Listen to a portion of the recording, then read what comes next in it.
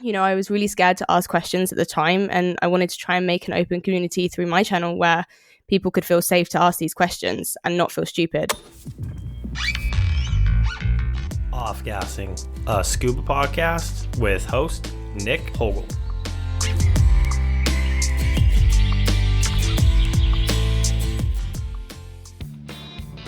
Stepping back from corporate life, Ellie Hudson decided to pursue her passion for scuba diving, a sport that has built her self-confidence, where dive buddies are family, and a place where she continues to grow. Continuing to further her education in diving, she never forgets to bring up the community around her, creating an environment where nobody feels inadequate. Podcast host, ambassador, content creator, community leader, and just a down-to-earth human being who enjoys scuba diving. This is Ellie, and this is her story. Please enjoy. All right, so trying to get the giggles out of the way, but Ellie, how are you doing this morning? I'm really well, thank you. How are you doing? Thank you for having me. No, thank you very much for coming on. I really appreciate it. And so where are you currently at right now? So I'm based in Spain, near Malaga. That's my home country, but I've kind of been a little bit all over the place. Even my friends are like, Ellie, we've stopped asking you where you are because we can't keep up. But I have no friends now, but it's all fun. Yeah. Thank God for technology, because I was having this conversation the other day telling people like, man, I remember just back in the day it would be like, oh, okay, let me write your contact down. I'll try to get a hold of you. But it's kind of nice now with social media. I mean, there's, the upside and downsides of social medias, but the upside is you can kind of stay in contact with people from all over the world, which is really, really nice. So yeah, for sure. Makes it a little easier. For sure. I think especially like post-COVID as well, everyone is very adjusted to like FaceTime and video call and messages. So I feel like it's a lot easier to keep in contact. Oh, yes. And also a lot of my friends are like on the other side of the world. So I'm kind of very used to that too. Well, cool. Let me, no pun intended, dive right in. And let me ask you, tell me how and why you got into scuba diving. Tell me about that first experience, that first breath underwater. Tell me all about it. My goodness. Okay, so I started way back, 10 years ago. So I started diving. I learned to dive in the Maldives. I was very privileged to be able to dive there. And my dad was actually the one that got me into it because he was a diver. And we just kind of did a try dive, I think, first of all. And then I did my course very soon after that. And I just fell in love with it. It was something that was so different, so unknown to me as well. And I just kind of really had that feeling of, wow, I just want to see where this goes and keep going with it. At the time, I never thought I'd be working in it. But I also do remember seeing like the instructors and being like, that's super cool how they can, work in this and not have a desk job. So I just kind of carried on from there, really. Like I've been on and off diving for the past 10 years. And it wasn't until like I went to university, I did my law degree. I then came out of uni and was like, right, I'm going to get a 9-to-5 job, just the classic system. And then I did that, worked in TV for a little bit. And then I ended up getting really fed up after COVID. And I was like, I'm just going to try this full time, try diving full time. And that's kind of where it led me to today, was because I applied my skills I learned within TV, like editing and videoing and everything, and just trying to make it work on social media. And I think something that really stood out to me at the time was throughout my diving life, I kind of realized that some of my training might have not been up to scratch. That really bothered me. So that's kind of why I really focused on basically trying to make my community on social media like an open space where people could come to and maybe ask questions so they didn't feel stupid, and maybe just look through videos and find something that might be helpful. And it kind of, that's where my idea was born for my channel. Okay, cool. So when you started getting into it more full time, what level of diver were you at that point? So at that point, I was a rescue. So I came as a rescue, and then I decided to do my professional levels and obviously worked with my dive master. I did my dive master over about a year, and that really gave me a lot more confidence to kind of brush up on the training I might have missed a little bit. And then after my dive master, I then decided to do my instructor, because I do love teaching as well, and to give me the knowledge I needed as well to be able to help people through online means. When you did your rescue, like you stopped at rescue, was that just because kind of the professional life was taking over at that point, or was it just kind of, a question I always like to ask is, so what prompted you from open water to advanced and then to get to rescue? Because it seems like you were just hooked from day one. So was it just kind of like, oh, I'll take that next class? Because we all know, especially in this industry, there's a huge drop off from open water to any continuing education. So like, what prompted you? I think like the main thing for me was the depth progression between open water and then advanced, because obviously like there were sites I wanted to see that were a bit deeper, and I obviously needed that qualification to get there. And, you know, I think that was my primary drive to get to the advanced. I think from there, I kind of just decided that it was another course. I was getting a lot of dives under my belt and diving every day, and I just thought, well, it's something I wanted to do. But the thing I always actually speak about with a lot of people is obviously but I'm British, and I've lived in England. I couldn't tell. Do you like a cup of tea? But like I've not dived a lot in the UK at all, and I lived in the UK when I was working there, and diving was never really on my mind. You know, it was never something I considered to dive in the UK, and I was like, this is so strange, because it's not until I've started to get into, you know, more advanced diving that I've actually gone back and started to dive in the UK, and they're not even advanced dives, they're just, you know, in quarries or in the sea. And this is something I'm actually quite passionate about, because accessibility when it comes to diving, it doesn't have to be that you need to save up for 2 years to afford a holiday and go somewhere spectacular with crystal clear waters. Like, even getting the training under your belt with a dry suit is not as challenging as it sounds, and it is actually amazing diving there. So much fun and such an amazing community. So I think that's something that I always find weird. I don't know if I've rambled. I've kind of gone, I don't know, I can't remember what your question was. I'm so sorry. No. You're answering the question. Because all good. So, I do have kind of a similar story, because I did well as far as like diving in just what some people would consider not great environment. So I did my try dive, discover scuba in Thailand, just backpacking through. Fell in love. I was like, just holy shit, this is the coolest thing in the world. Went back to Texas. And when I was back there, I literally in my head thought, okay, I'm going to have to wait. Like you were just saying, my next trip, go somewhere nice, blue water, do my open water, course. I didn't even know if it was, at the time, I didn't know it was an open water diver or course. I was literally just at the bar one day having a drink after work, just talking to some random stranger. And he's like, there's diving here in Texas, right? And I was like, what? And he's like, yeah, there's a couple shops in town. And then it just led me into this, like, okay, open water course. What's the next course? Oh, I can't wait to take the next course. And we were diving in a freshwater lake. I mean, visibility just horrible. I mean, a good day would be like 2-3 meters. So it was it was a very, very different, all this stuff online you see about scuba. It's like, oh, the clear blue water, the big oceanic mantas or whatever, and I absolutely fell in love with it. So, and I would tell people I became an instructor through there in Texas. I did my dive master in Indonesia, but then went back to Texas. COVID hit, and then I became an instructor. Yeah, I would tell people all the time, like, an instructor.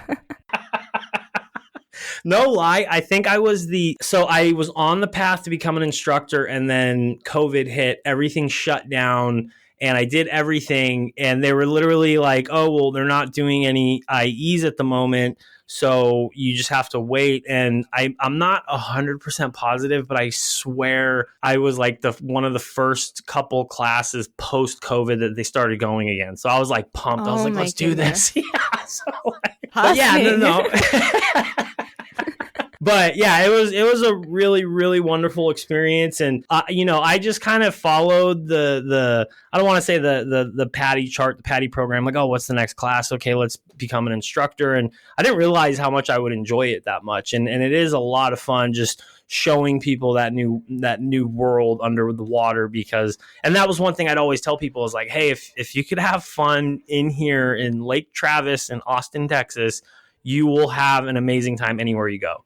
So, and it's probably a little bit different than the UK because it's pretty cold. Like, what's the diving like in the UK? The UK is amazing. Like, not just because obviously I'm from there, but like, just like it is. You know, it's genuinely, the diving is really good. So like I'm a massive fan now of quarries because it was one of the first times I've been freshwater diving actually since I was a massive sea diver. Obviously dived over the world in the sea, but never in when it came to quarries. So I was like, wow, this is something new. Even for me, it's quite exciting sometimes to go into a quarry, and we've got lots of, like, for example, at Vobster, they've got like a sunken helicopter and statues, and you know, they do look like they're a little bit out of the horror film, but it's so much fun. And you know, they're great training places as well. They've got, you know, places where you can have like bacon sandwich. That's a very British thing as well. Bacon sandwiches, like in the morning, of sausage bap. You know, I'm really selling this. And no, but also they're great for training because like I did my DPV course in Stony Cove with wheel diving, and that was again amazing because, you know, when you're talking about DPVs, it doesn't really matter where you're going. It's just kind of, you know, you go until you hit the wall basically. Obviously without damaging the DPV, but it's really fun. And I think people are missing out sometimes. And I know the dry suit is scary because when someone said to me, you want to get dry suit? And I'm like, I want to be a Michelin man? No, like I don't want to do that. It's cold. It's a lot of equipment. It's heavy. And there was so many things that I was like, gosh, I really don't want to do that. But you know, when you actually get in the pool or the confined and you try it out, and it's actually not as scary as you think. And now I'm kind of one of those people that prefer driving in a dry suit. Even in warm temperatures. I am one of those. You know, I'm off to Barbados in a couple of weeks, and I was like, the water temperature is like 30 in December, right? I was like, would it be too bad if I did my dry suit? Like, will I really look like an idiot? I guess it depends because I do enjoy just the simplicity of the wetsuit, and I'm not saying that a dry suit adds that much more complexity, but I definitely, I guess, you know, wherever you're at. I actually had to pop on a dry suit last month. 2 months ago was the first time in over a year because I took a course. I did the GUE Fundies course, and man, I was like, man, I haven't been in back mount doubles in 2 years. It's been over a year since I've been in a dry suit, and it was. I mean, you know, I did the class. It was awesome, but it was a little bit brutal just because of the heat here in Malaysia is like no joke. So I was just like, why did I want to do this in a dry suit? I think it also depends, like what dry suit you have, obviously, because like if you're diving like in neoprene or whether you're driving tri-lam, you know, obviously like with tri-lam, I can pretty much wear a bikini underneath and not feel hot during the, you know, I'm not talking about going to Barbados and wearing, you know, like my undersuit, but like there is some brains, some methodology to my thinking. So I had a question. So, and this is kind of off scuba. This was kind of off scuba topic, but so back in the States, because I every time I feel like I've spoke to somebody British, they definitely are kind of grossed out by this, but I don't think they quite know what I mean. But because you've been to the States, obviously, have you ever had biscuits and gravy, like breakfast food? Yeah, so I was just in New Orleans for the. New Orleans for the for the DEMA. Lola. I'm a local now. I was just in at DEMA with deeperblue.com, and oh my god, DEMA was so much fun. Thank you, just massive shout out to everyone there because everyone's amazing. And yeah, we went out for breakfast, and I was like, what is this? This is biscuit. And genuinely, the first thing that my Brits will have me on this. The first thing that came to my mind is like, are they going to give me a rich tea biscuit for breakfast? Like, is that the deal? And they were like, no, it's like this kind of like muffin equivalent thing, and it was actually really nice. And then I did start to question it when they were like, well, do you want oysters? And I'm just like, for breakfast? Like, I don't eat fish anyway, but yeah, it was interesting. That's a new one to me. Although oyster omelets are pretty popular out in this part of the world. Like, well, Thailand, even Malaysia, like a lot of people like the oyster omelets. Yeah, so you don't eat any fish at all? No, I don't, unfortunately. I'm to be honest, it's one of those things which I'm just kind of like, obviously I'm an advocate for ocean sustainability, and I think, you know, I know me not eating fish isn't going to change the world, but it's kind of just setting an example of, I find fish is something that's really hard to find out whether it was sustainably caught or not. And I think it's one of those things where, like, if you eat, you know, tuna, and then you're infecting that kind of environment. And I think through the work I've done with like Zebel as well, and ghost nets and ghost diving, I think I've just seen so much that I'm just like, I don't want to be a part of any part of that. And you know, one of my passions is to try and look after our ocean and to educate people about it, basically. So, it's like me doing a video talking about sustainability while eating like a tuna pasta salad. I don't know, like like fish fingers, like doesn't really go hand in hand. Yeah, no, for sure. No, that is a valid point. Are you vegetarian or? I try to be. So I basically try and use, and I'm not one of these people that, if you go out to dinner with me, then you're not going to get like bombarded. I'm not going to sit there and lecture you for 2 hours, but I am, like I try to use, things like meat and stuff as a luxury. So I'm not going to try and eat it every day of the week. I do feel like we are really accustomed now to be able to go to the supermarket and then be like, oh, okay, let's just grab 10 burgers or whatever. And I try to be a little bit more cautious about buying locally, freshly sourced, sustainably sourced. And also then just kind of looking at, I don't need to eat meat every single day of the week. It's kind of a luxury. It should be a luxury item. And, just be cautious about it. So no, I do eat a steak every now and then, but it's more of a treat than an everyday kind of occurrence. Okay, cool. Just curious. Yeah, I don't know. I mean, that really doesn't have much to do with scuba, but just curious. Ellie's food habits. Okay, we'll talk about your channel a little bit. I mean, I know you spoke about it a little bit, but you want to tell me a little bit about that? Yeah, sure. So obviously, I started my Instagram. It's like Scuba Ellie. It was like, what's my username going to be? Well, Scuba and Ellie, original. Sorry.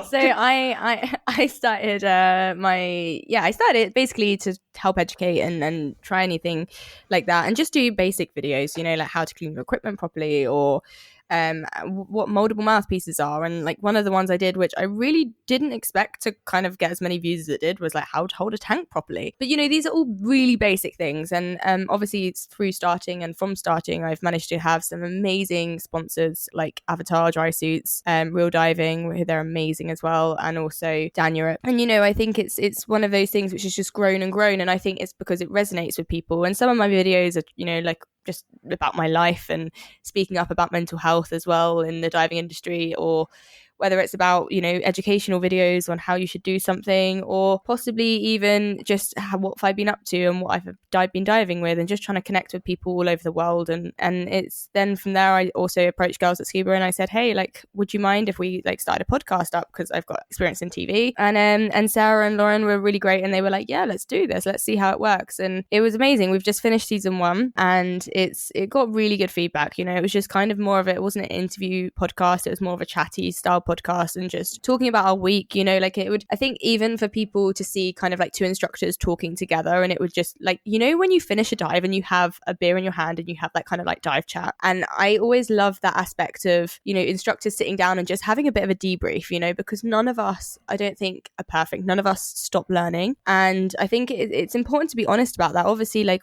we are always safe in what we do, but also like I remember going on the podcast and I was like, listen, I've just got back into my dry suit, and after a year, right, of diving wet, and I was like, and I completely forgot I could not pee in my dry suit, right? So I jumped in, and as soon as I jumped in, I peed in my brand new dry suit. Like, and these are things that people like, you can't say that. You're an instructor. You shouldn't. And I'm like, yeah, but no, I don't want to say shit happens, but shit happens. Yeah. Like it's this happens. So like, well, what are you gonna do? So I am quite raw and open. I don't know everything when it comes to diving. Certainly not. I am not the best instructor out there. I'm sure as not the best content creator, but I'm always willing to learn, and I think that's the message we reflect in the industry too. No, that's huge. That's so huge, just because. So one of the reasons why I started this podcast, it was kind of just on a different, basically the same thing, but different. Like, oh, we're just on a dive boat and we're just 2 friends chatting, like I haven't met you before, like right when you first get to that dive boat, like, okay, here's the group.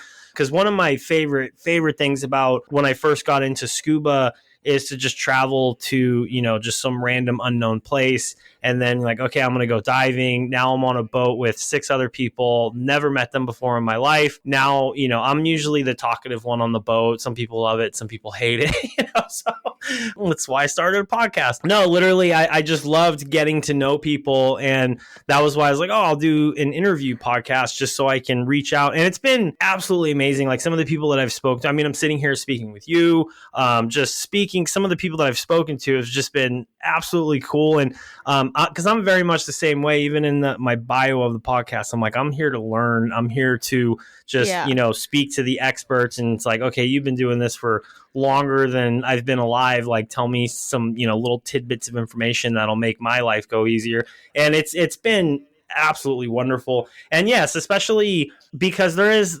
unfortunately, there is not the stigma, that's probably not the right word, but just this perception that like, oh, the instructor has to know everything. And it's like, we don't know everything, and we're here to still learn. And it's those instructors that they're like, oh, I do know everything. Those are the ones you got to stay clear from. Well, yeah, and I feel like that. I've met a lot of I'm going to call them dive gods. Yeah, like I've met a lot of dive gods recently. You talk about them, like people that have been in the industry for years and years and years. They know everyone. They in my eyes, they know everything. And they are so humble, like you would expect to meet them and they're like, oh, and don't get me wrong, their knowledge is insane. However, they have so much humility. And I think when you see that from them, it's so nice because you're like, no, do you know what? You are the ones that are really moving this industry. And like, it's the people I don't like is when, they try and not in a nice way either call you out on stuff. And I think that's important. Is I talk about mental health quite a bit on my channel as well. And in the industry, I don't think it's talked about enough. But, there's a stigma, as you say, like attached to diving, and I think we have to move away from making people feel small and making them feel like they want to be part of this scuba community and they want to progress and they want to look at whether they want to try tech in the future and they want to do this because we're all on the same journey and at different parts. And I think unless you're willing to support someone that is an open water diver and answer their questions and not make them feel tiny, then you shouldn't be kind of teaching anyway or in that position of having that responsibility, and I think you should treat people all with the same respect. No, I'm not saying,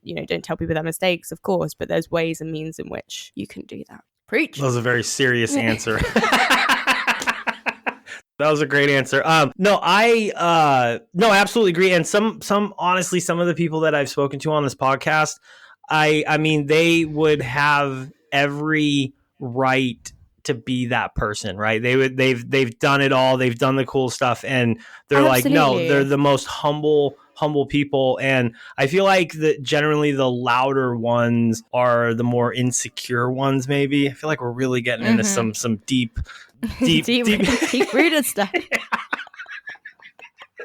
Let's start a whole new podcast. But no, and it does suck because especially I mean we've all met the let's say it, the assholes in the industry, and that does suck because of the fact that we all started in the same place. We all are on our journey. We're going, wherever we're going. And that's another reason why my first question is always tell me about that first experience, because every single one of us had that first experience. Some, it might not have been so great, but they stuck with it. And some, it was just like the eye-opening, holy cow, this is what I love. This is what I'm going to do. Are you still, are you just an instructor? Are you a staff instructor? What are you currently doing now? So I am specialty instructor, basically. I teach sometimes. To be honest, I'm not as involved in teaching anymore. I kind of do it if I'm requested. I tend to love doing kind of like buoyancy workshops or stuff. I think, buoyancy for me is like one of the most important parts of diving. And I love helping people reach that, position in the water and getting their trim right. And I think it's something as well that I think is overlooked a lot of the time in perhaps some training. And I think, that only comes from being in the water and explaining it to your student and really helping them with it. So yeah, I like to do stuff like that and do the specialty courses. And I think kind of where my career's moved apart from is I'm actually diving a lot for myself, and I'm on that journey to basically help my audience in the future, hopefully, which is, I've started to go into technical, and the comments I used to get, like when I started wanting to go into technical, it's like, you're 5 foot nothing, you don't have like bulging muscles, and you're not going to be able to hold those twin sets, and that bothered me a bit, because I was like, well, hang on, like I am just as capable. I'm not saying, for example, I'm also not one of these people where if someone's going to ask to help me with my twin set onto the boat, I'm not going to be like, no, I have to do it myself. But I'm also someone that's, like no, we are quite capable of doing this as well. And I've just been diving a lot with my sponsors like Real Diving, traveling around with them as well, and getting some dives in with them, and just really diving for myself, exploring and doing some really exciting stuff. There was we were diving with Ghost Nets in Malta a few months ago, and that was incredible to see the work that they're doing and how they're training people to help with this amazing work, and they're with Healthy Seas as well. And I think, it's stuff like that that really excites me now, and being able to capture it and share it as well with the world is super, super cool. So teaching's kind of taken a little bit of a back step, but it's my journey, and I'm on it, and I'm excited to see where it leads me to. I'm enjoying the challenges that I've come across so far, and I'm kind of like G'd up to face more of them. So yeah. Cool. So I mean, I guess I started like maybe I did my intro to tech 2 years ago, but so moving to Malaysia, I took a step back from teaching because I got into a job that I really wasn't thrilled about, but it brought me out to Malaysia, and I'm super grateful for the opportunities that it gave me, just because Southeast Asia is a destination that I've been trying to move to since before COVID, and COVID happened and just kind of put a stop to a bunch of things. And then this job opportunity came up. I'm like, oh, okay, well, me and my girlfriend moved out to Malaysia. We both worked at the same place, and I was like, okay, I'll move out there. I'll do the job for a year, network, try to meet people, and in a year I'll be getting to where I want to be. And so I took a step back from teaching. So I was like, oh, okay, I'll take courses for myself. I'll kind of take those courses that I've wanted to do. And so I actually did, I did my intro to tech back in the States, but I did my, first deco dives out here. I did advanced nitrox decompression procedures. And then I did an advanced rec course. So that was a lot of fun out in the Philippines. And then currently I'm just trying to see the route that I want to go. I was like, okay, I feel like once you start getting into, deeper territory, it's like, okay, mixed gases are next up. And, as most of us know these days, helium is just through the roof. So it's like, okay, rebreather, and then now I'm like, my pocketbook's going to hurt.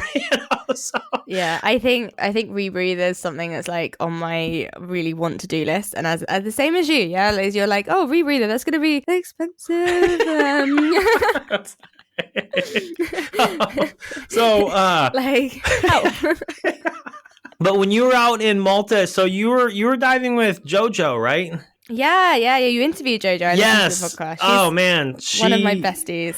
Is a riot. And so actually next week I was so pumped to have this, and I swear I was just laughing. It was nonstop laughing, but I interviewed the K-Vets, and it was just like, man, those girls, when they get together, I was literally just dying the whole time. They were super funny, and oddly enough, I was like, man, this is probably going to be the I'm going to need to put like a warning sign on this podcast, just, adults only, because they do not hold back. But yeah, so looking at rebreathers, do you know which one you think you might look at? I don't. Yeah, like I'm trying to avoid it because, I can't ask Santa for anything anymore. So I'm kind of like, if I start to look more into it, then I'm going to do it. And I really can't do it right now, Nick. It's really not okay for me to look at it right now. So, like, no. I think it's that kind of like challenge thing, like I like a new challenge. And I know I spent a lot of time in America, and actually I spoke to Paul Toomer as well about rebreathers, and I was like, okay, now you're tempting me, you're really tempting me. So I kind of, had to try and go, Ellie, like, no, next year is going to be at 2024. I'm manifesting that might be rebreather time. And obviously, like, JoJo, she's amazing, and she's like, no bubbles then. I'm like, yeah, JoJo, I get it, like, I'm getting there. But she's actually I just want to say, like, shout out massively to JoJo, because she is someone that's led the industry way for like women and empowering them as well, and just being an overall like badass. I don't know if I can say that. And she's just, she's amazing, like genuinely amazing diver, knows her stuff, and also just so supportive, and one of those people as well that's not afraid to like help others as well. So she rocks. She's totally rocks. Cool. Yeah, no, I agree. And so much so I was telling them, I was like, man, I really really want to get in the water with you guys, just because you girls, sorry. But I really want to get in the water just because it was just a barrel of laughs. Like I was like, man, I can't remember the last time I was laughing this hard. It's actually no better in the water either. Like whenever I dive with Joe, actually, to be honest, I think whenever I dive with Evan, anyone, I'm always laughing like underwater, and like people are like, "Why is your mask always flooding?" I'm like, "Dude, like I give up." Like it's just a constant giggle, you know. Like, that's awesome. Tell me about when you wanted to get into technical. How did you find that whole experience coming? Because I know it could be, for me going from from the recreational to the technical world. And challenging. Then, yes. Super challenging. And you wanted to do back mount doubles too, you didn't look the side mount route? Yeah, no, not really. Twin set was for me, I think, the place I wanted to go. I mean, I've considered side mount, but I think, I don't know, like I just thought twin set is kind of the way I wanted to go with it. I considered side mount, but yeah, I don't know. Maybe in the future. I mean, definitely, like if I'm looking into cave in the future and stuff like that. Transition between rec to tech is interesting to say the least. I think you've got a lot of, same as normal rec diving, you've got a lot of different agencies, a lot of different courses, a lot of different ways they run. You've got a lot of instructors as well. And, I think when I first started looking into it, I was a bit overwhelmed because I was like, I don't know how to do this. It's not very clear. When you go into PADI and you've got kind of like the start open water and then you go here and then you go here and then you go here.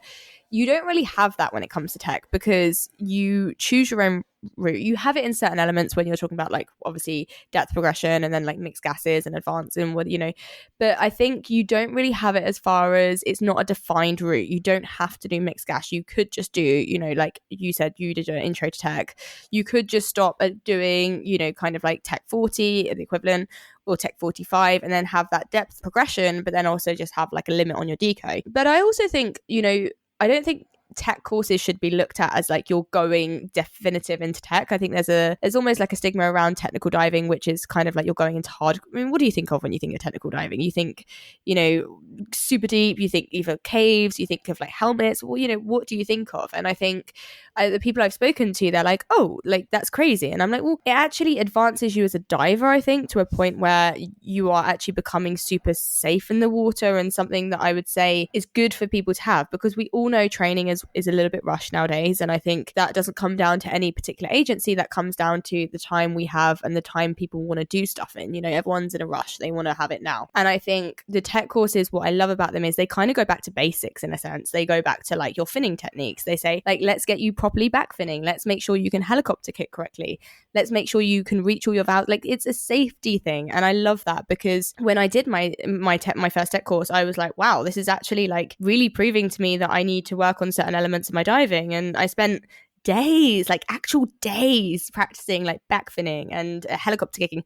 And as an instructor, I could in some senses do like, so for example, the one I remember was the helicopter kick. Oh my goodness.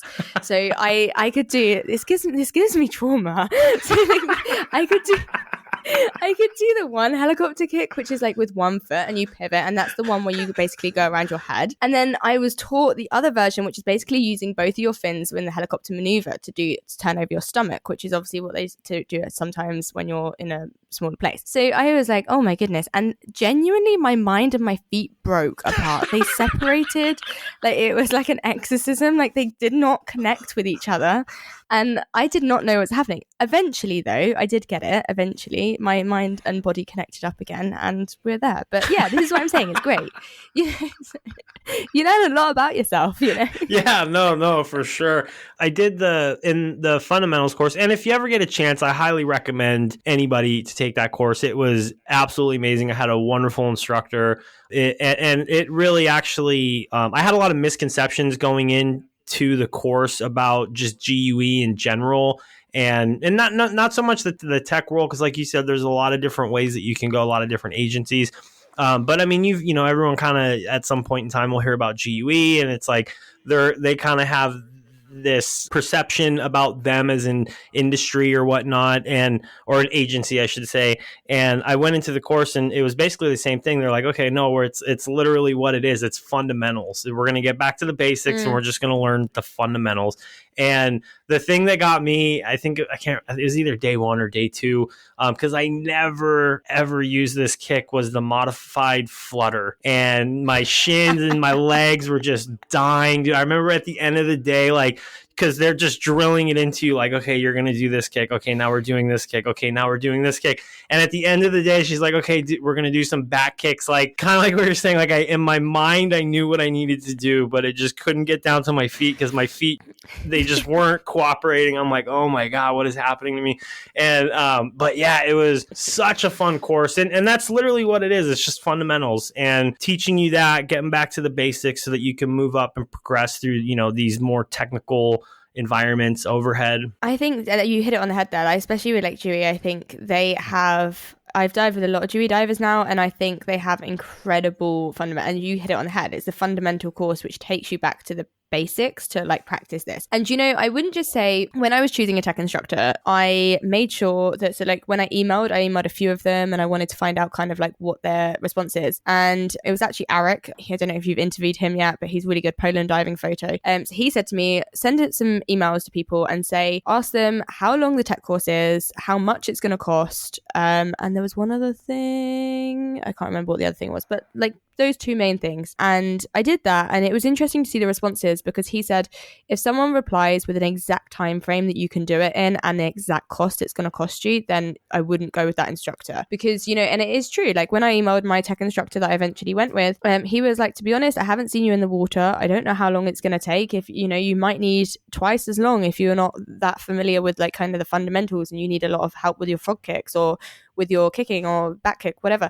So it was good to actually have that advice, because I think choosing, especially when you start going into tech, I think it's more important that you do it right now, because you're venturing into a thing where you're going to need these and utilize these skills. And if you don't do it now, it's going to have to be fixed later, which is 10 times harder. So you're better off making sure you choose the right instructor, doing it now. I think regardless of agency, I'm of the opinion that as long as you get a good instructor, you can progress well. And then I think from that, you can go on. But I think training is, I know we say it all the time, but training is key. It's the fundamental part of it. Oh, yeah, no, definitely. And I feel bad these days for future or potential instructors for me, because I'm like, I need to get to know you. Like, it's like I'm about to spend, I don't want to say I'm about to spend a lot of money, but it's like, I need to get to know you. I need to see if we're going to click, if we're going to mesh, because it's like, you could be the best instructor in the world, but if we don't click and mesh, then I won't be able to get past a point, I guess. So I really do like thorough interviews, and maybe even that's kind of like the podcast too. Like, oh yeah, I kind of like what you're saying. Maybe I'll come take a course, because there's literally some people that I've interviewed who I've thought about, but it's nice to chat with them where I'm like, I could definitely see myself taking a course with you, just because it is serious stuff. I mean, you're going into a hazardous environment. I mean, just diving in general is a hazardous environment to us, because we're not, we don't breathe underwater. I mean, we can breathe underwater, but that's not what we were born to do. And I think you have a good point with this, though. Like, even when it comes to, like, you might be listening to this and you might be a recreational diver looking to do your maybe like advanced course. That same principle applies. Like, go into your dive shop and ask to speak to different instructors. Like, find someone that you really connect with. Like, I tend to be quite good at teaching kids or people that are anxious, because one, I suffer with anxiety myself, so I can relate to that and understand where they're coming from. And second of all, kids, I mean, I am a giant kid, so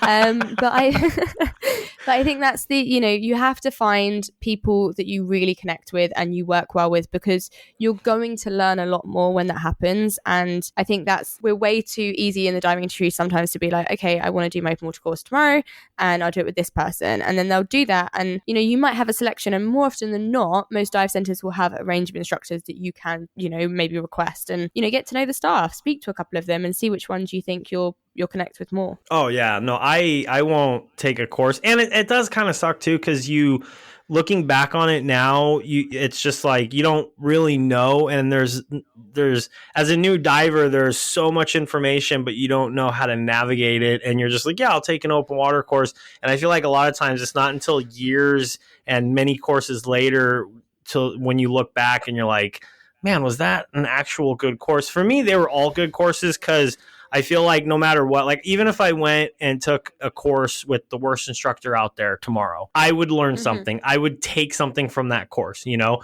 I would go to extreme lengths to make sure that I didn't take a course with that person.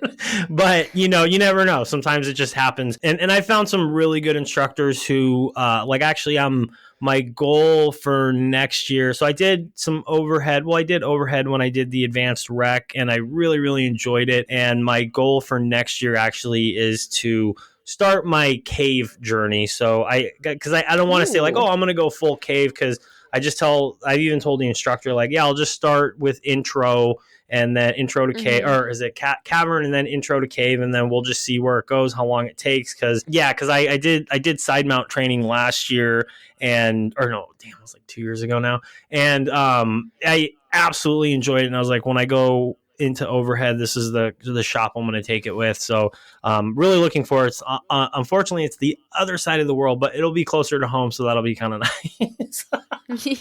And then hopefully too, rebreather next year. So the bank account's going to probably take a little bit of a hit, but it's all good. You know, it's all for fun. If we start seeing like adverts on your podcast, we know right? I got you. Don't worry. I'll watch the whole advert. So, because I am horrible with the social media and content stuff. So I was gonna say, oh, maybe I can hit up Ellie now because I've interviewed her. So now we're friends. No, that's fine. And do you know what? It's actually a big part of what I do, right? It's like I help people with social media. I try. And it's fun. I like helping people. And do you know what? I did a panel at DEMA with the founder of deeperblue.com, Stephen Whelan, Olivia, Felisa Merge Scuba, yes, and also Kenny. And it was such a great laugh. Like, it was such a good panel. But, you know, I turned around to everyone because there was a lot of dive centers that were watching it. And I did say, you know, when we're talking social media, I do believe the diving industry is so far behind when it comes to marketing. You know, comparing it to other industries and other sports that are out there, I do feel we are behind. I get it though, right? Like, I'm not calling out dive centers here and going like, you should spend money on marketing. Like, because I have worked in a dive center. Yeah. Like, I completely get it. I completely get you do not have the budget to get a social media manager. I completely get you don't have the budget to be doing like Google ads or Instagram ads. And I also understand it's sometimes the last thing that's on your mind, because a lot of customers come to dive centers naturally from like either walking by, being on holiday, or word of mouth. And you know, I think most dive centers are like, I've got a website, what more do you want from me? You know, I think at the end of the day, it helps us all as an industry if we all start trying to push forward marketing. And my message to them as well was, it doesn't have to be difficult. You know, I spend a lot of hours doing my content, but that's because my job title was literally content creator. Whereas if you're a dive center owner or you're at a dive center, you don't have to spend hours doing this. Just record everything. You know, when you get to site, chucking bags in the van, like, record absolutely everything, and you'll find you have such a big content pool to pull out of. Okay, I like it. Because so actually I've been practicing, because my reel game is absolutely horrendous. So I'm trying to like get it a little bit better. So on my personal Instagram account, I was like, okay, I'm gonna make it a point. I'm gonna start putting out some reels. I'm gonna start practicing, you know. And the templates I actually found really nice and easy, but I'm like, oh, I want something different. But that's a goal of mine for next year, is to kind of get better at the content creation, because it is such a huge thing. And, you know, not necessarily marketing, but just trying to, and it's kind of fun. I've actually kind of had a little bit of fun with it. You know, there's some cliche ones out there, but I'm like, you know what, you got to start somewhere. So yeah, no, and this is a thing as well. It's like, so many people are like, I don't like myself on camera, or I don't. And trust me, like, I've been there. I understand. Like, I used to be like that. Like, oh my goodness, I look awful. And then I got to a point where I was like, dude, I'm getting out the sea. My hair is in my face. I have snot around my mouth. Like, it's part of diving. Yes, it is. You can't avoid it. And I think it's nice to share that side of it as well, because I used to be, when I used to live in the UK, I used to be like glammed up, you know, fake eyelashes, fake nails, all of that. And diving has actually made me find myself for me and gain my self-confidence so much more that, you know, like I'm here, I've got no makeup on, I don't care. Like and I think that's a really good message, especially in this day and age where we're scrolling through Instagram and we're seeing filters and unrealistic body images for everyone, not just females, but for everyone. And to have that reminder that that's actually, this is a natural place we're in. This is what the planet and the earth has provided us with. And we're in the nature and the beautiful surroundings of the ocean. And then we're able to get out and we're able to just completely be ourselves naturally, I think is one of the best messages we could ever be sharing with the future generation, the current generation, and everything like that.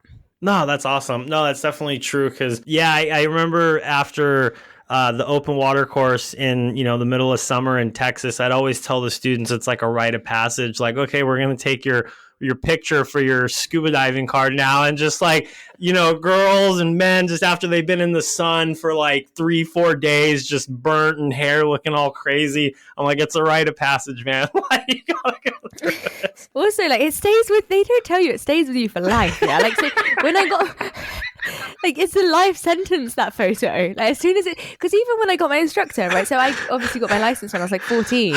And then I got my instructor and my picture was still the same. And I rang Paddy up. I was like, I sent you a new photo. Like, what are you doing to me? Oh, that's awesome. That's awesome. I didn't realize this was a life sentence, but okay, we're going with it. Your instructor is 14 years old. Enjoy. It's like the, you know, I know some people, I mean, this was many years ago, but like in their mid-20s when they would have their original driver's license, you know, and it's like, I'm like, who is that person, you know, especially like the guys after they get the beard thing going on. I'm like, who is that guy? You were on the panel with Olivia. No, love Olivia. She's been on the podcast twice. Like, super, super awesome. She is amazing. Yeah, she's a barrel of laughs as well too. But do you know who you need to get on here as well? Sorry. No, all good. Tell me. Like, right, this is how you run your podcast. You should definitely, I don't know if you already interviewed her actually, but definitely get April on here. I'm going to send you her Instagram because she's amazing. No, definitely. I have not had her on. I'm always Don't mind me. Yeah, all good. I am always looking for people. So the issue that I ran into this year was, so when I first started the podcast, I'm like, okay, I'm just going to email everybody, and emailed a bunch of people. A lot of, like, almost, I didn't expect the return of emails. I'm like, you know, maybe 1 or 2 out of 10 will reply, and just a lot of people started replying. And you were like, oh my goodness. Yeah. No. So there was like, not realize. Oh man, it's been a lot of fun though. And so no, I'm always looking for people. I have some really cool interviews lined up. Like today I just released one with 4 photographers, Underwater Paparazzi, Annie Crawley, Kate Jonaker, and Hannah Tilley, who runs I Love Nudies, came out today. And then next week is the K-Vets, which is, I have to say, I mean, that was like probably my favorite one so far. They're just such a barrel of laughs. And then Sarah from the K-Vets. And then, yeah, I always looking for people. Yeah, so definitely any suggestions that you have, and I'll email them and be like, Ellie told me to contact you. No. You're potentially going to do rebreathers. What is your next big goal in diving? I thought you said we weren't going to get deep here. We can X that question out. That's a very deep question to ask me on the spot, there, Nick. Because I'm going to have to hold myself accountable. Where do you see yourself in 5 years? Oh, I hate that question too. Sorry. Here we go. Do you know what? I don't know. To be honest with you, if I can be completely honest, I'm just trying to make it through 2023. Okay. Like, so 2023 has been an insane year. As in, I just started my Instagram not even a year ago, and it has kind of like really taken off very quickly, and it's been, but this is the longest time I've been home. I'm home for 3 weeks, and for the past, since August, I haven't been home longer than I think 2 weeks. So it's been very intense, and obviously I'm incredibly thankful for it. Like, don't get me wrong, I'm not complaining in the slightest, but it's the time to reflect. And I think actually being serious, I have been thinking about what's next, and there's some really exciting things that I'm working on. I can't share them yet, but I'm super excited to hopefully 2024 is going to be insane. And I'm hoping, like, location wise, I'm going to go and spend some time in Barbados and Grenada over Christmas, just get some nice dives in there. In January, I'm hoping I'm going to be going to Dusseldorf, the dive show, and then also perhaps looking at doing Sweden next year for some of the mines with Real Diving with my sponsor. And yeah, just kind of like taking it as it comes, but also working on some things behind the scenes. There's some things I'm working on to hopefully help marketing and driving social media within the diving industry for dive centers and making it affordable for them. So I'm really hoping that kind of works. And yeah, I just think just trying to get through the year, get to 2024, and I'm excited. But 5 years time, I hope. Oh, I was totally joking about that. We've sorry. Yeah, sorry. I'm not like. I'm sorry. Hopefully, I'll be here. I'm so sorry. Hopefully, I won't be like having a midlife crisis. Yeah. Oh wow. I'm sorry. I was totally joking about the fight, because that's like, that question in jobs. I'm like, dude, I don't even know what I'm doing tomorrow. Yeah. Like, don't ask me. This is me. I'm very spontaneous as well. I'm like, so Martin, he's the marketing manager for Real Diving, he does an amazing job. So he messaged me when I got back from, where did I get back from? Was it Malta or was it Lisbon? So I got back from Lisbon, and then he was like, oh hey, and I was like, I've got 2 weeks at home, yes, before I go again. And then he messaged me, and I was like, oh hi Martin, how are you? He's like, good, can you come to Stony on Monday? And I'm like, yes. Okay, cool. So I went, and it was amazing. But yeah, I'm very spontaneous. I like to try and keep things open, but there's definitely some exciting things coming, some super cool things coming with deeperblue.com next year. And yeah, it's sort of cooking up a storm. Cool. No, from Diana Dance. That sounds amazing. I'm just pointing out as well, it's the morning. I'm not drunk, by the way. It's the morning. Like, it's just... No, I very, very much look forward to seeing what you have going on in the future, and hopefully, if Southeast Asia is in your destination at some point, it would be great to get in the water and do some diving with you. 100%. I usually end kind of with mostly the same questions. I always kind of go back and forth on how to end the podcast, and you've given a lot of great advice already.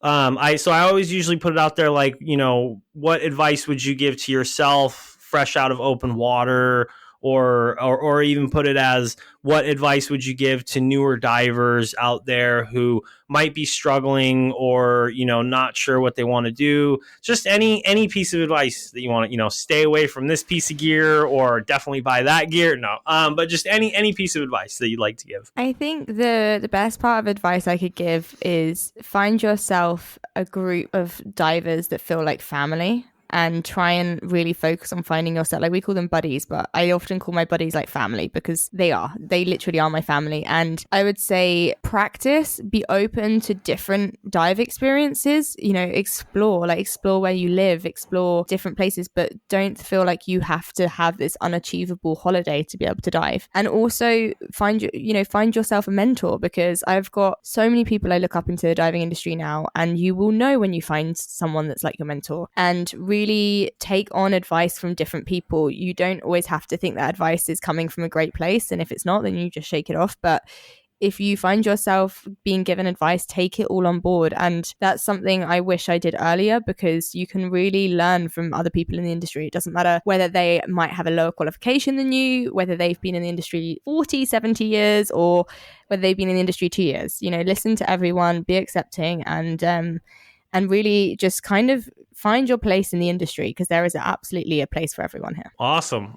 No, I love it. It's a great piece of advice there. Ellie, I really, really want to thank you for coming on to the podcast. Hey, thank you. It has been an absolutely wonderful time with you. Another podcast. I love it when we're just laughing the whole time. So, yeah.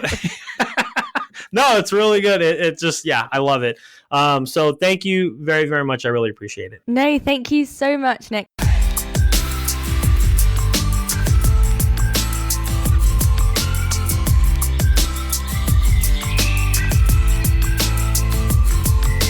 Podcasting, a Scuba podcast.